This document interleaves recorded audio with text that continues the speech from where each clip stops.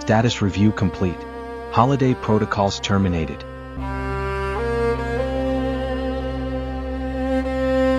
Recommend resume standard work cycle. Yeah, all right, you're right. The brewery's waited long enough.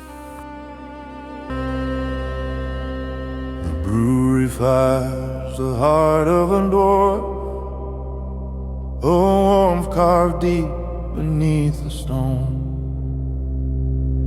Where grain meets flame in the old stone hall, our spirits rise and the work of ages carries on. Stone brew hard, slow and strong, lift and pour, we sing along. Fire and grave, from dusk till dawn. Stone brew hard,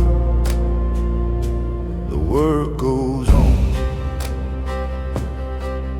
Yeah, I struggled with this build a little more than I did with the shrine. I mean, the shrine was a fear battle, a fear of techniques, a fear of ruining the vision I had in my head. But this brewery interior, well, this was just a straight up wrestling match. There was new colors I really wasn't sure about, and there were a lot of angles in here I could barely get a brush into. It seemed like the pieces just pushed back every step of the way. It tested me in a different way, and honestly, I think I needed that. After all, the shrine was modular. Pieces I could shape and paint on my own terms. The brewery, well, as you can see, it's nothing like that. It's pretty much a solid block of 3D printed material. No taking it apart. No slipping a brush behind a beam, just face the piece as it is. And I'll be honest, I would have loved this thing in sections, but the mountain doesn't always give you the shape you want. So I pushed myself into a skill the pros actually use. If it can't be seen, it doesn't get paint. Not a philosophy I usually live by, but the brewery has forced me to learn it. And in a strange way, this brewery's been good practice. I mean, I've been eyeing a few more tabletop terrain pieces that I really want to fold into the build. And this one kind of taught me a lot about handling big stubborn structures. Good timing too. The Dwarven Forge pieces I needed finally went back in stock, and they're on the way now. And if everything lines up, those pieces should hit the paint desk right as I'm finishing the brewery's external walls and its roof, along with a few other pieces that go on the plateau, and I've got a little bling I want to put on the build. Feels like all the roads are starting to meet at once. Another challenge with this build, aside from the wrestling match, was color. The website had suggestions.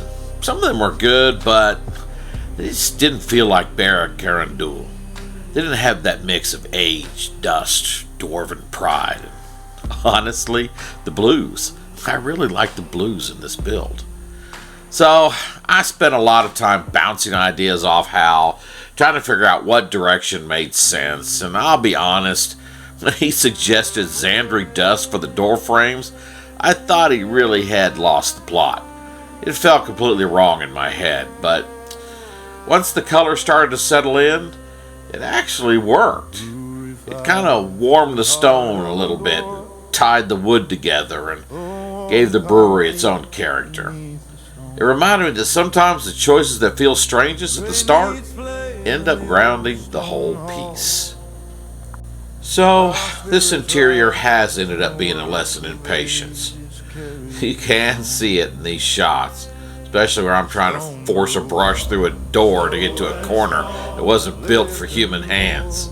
Me trying to keep a steady line in spaces that just didn't really offer one. But that's part of the charm of this build. Barak-Karandul isn't perfect stone and clean angles. It's a fortress being reclaimed, a brewery being coaxed back to life, a place that remembers what it was and is slowly coming that again. And when the DF shipment arrives and the last of the terrain pieces come together on the mountain, the brewery will finally have the context it's been waiting for. The roads, the plateau, the walls, everything will start to make sense as one space again. And yes, the characters are coming too. I've got miniatures lined up on both sides of the good and evil spectrum, and a few waiting in the wings.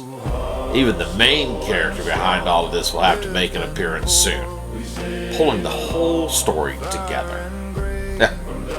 Now, that's the moment I'm chasing, when all of these scattered pieces finally click into place, and Barak-Karandul starts to feel like a real, lived-in world.